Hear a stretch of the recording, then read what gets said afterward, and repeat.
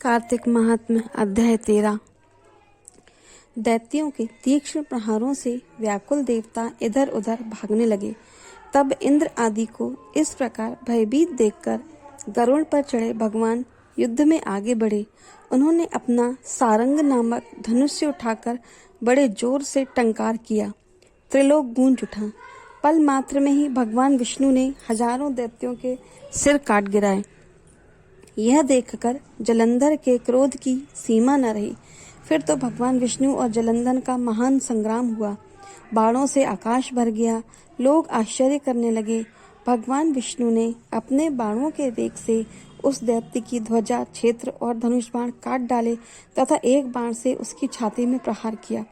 इससे व्यथित हो उसने अपनी प्रचंड गदा उठा गरुड़ के मस्तक पर दे मारी। गरुड़ पृथ्वी पर गिर पड़ा। साथ ही क्रोध से उस दैत्य ने अपने होंठ काटे और भगवान विष्णु की छाती में भी तीक्ष्ण बाण मारा। इसके उत्तर में भगवान विष्णु ने उसकी गदा काट दी और अपने सारंग धनुष पर बाण चढ़ाकर उसको बींधना आरंभ किया। जलंधर भी उन पर अपने परेने बाण बरसाने लगा।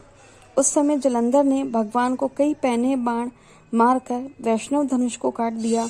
धनुष कट जाने पर भगवान ने गदा ग्रहण कर ली और शीघ्र ही जलंधर को खींच कर मारी, परंतु उस अग्निवत अमोघ गदा की मार से भी वह चलायमान न हुआ और मदोन्मत्त हाथी के समान उसे यानी गदा की मार को फूल की माला ही जाना। साथ ही उस युद्ध धुन्मुद ने अत्यंत ही क्रोधित होकर अग्निमुख त्रिशूल उठाकर भगवान विष्णु पर छोड़ दिया। भगवान ने शिवजी के चरणों को स्मरण कर नंदक नामक त्रिशूल से उसके त्रिशूल को छेद दिया। जलंधर ने झपटकर भगवान की छाती में एक मुष्टिक मारा। उसके उत्तर में भगवान विष्णु ने भी उसकी छाती पर अपनी मुष्टिका का प्रहार किया। फिर दोनों घुटने टेक कर बाहों और मुष्टिकों से बाह्य युद्ध करने लगे। कितने ही देर तक भगवान उसके साथ युद्ध करते रहे। जब वह कुछ श्रमित से हो गए तब सर्वश्रेष्ठ मायावी से भगवान उस दैत्य से मेघवाणी में बोले, हे रणदुर्मुद दैत्य श्रेष्ठ, धन्य है जो इस महायुद्ध में इतने बड़े बड़े आयुधों से भी भयभीत न हुआ। तेरे इस युद्ध से मैं बड़ा खुश हूँ। तू जो चाहे वह मांग, मैं अदेय वस्तु भी आज तुझे दे दूंगा। मायावी भगवान विष्णु की ऐसी वाणी सुनकर जलंधर ने कहा, हे भावुक, यदि आप मुझ पर खुश हैं तो यह वर दीजिए कि आप मेरी बहन के साथ तथा अपने सारे कुटुंबियों सहित मेरे घर पर निवास करें।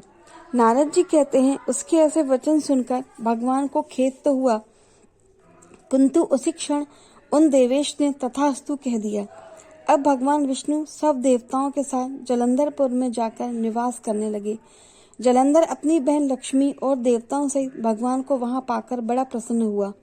फिर तो देवताओं के पास जो रत्न आदि थे उनके सभी स्थानों पर दैत्यों को स्थापित करके जलंधर पृथ्वी पर आया। निशुंभ को पाताल में स्थापित कर दिया और देव, दानव, यक्ष, गंधर्व, सर्प, राक्षस, मनुष्य आदि सबको अपना वशवती बनाकर त्रिभुवन पर शासन करने लगा।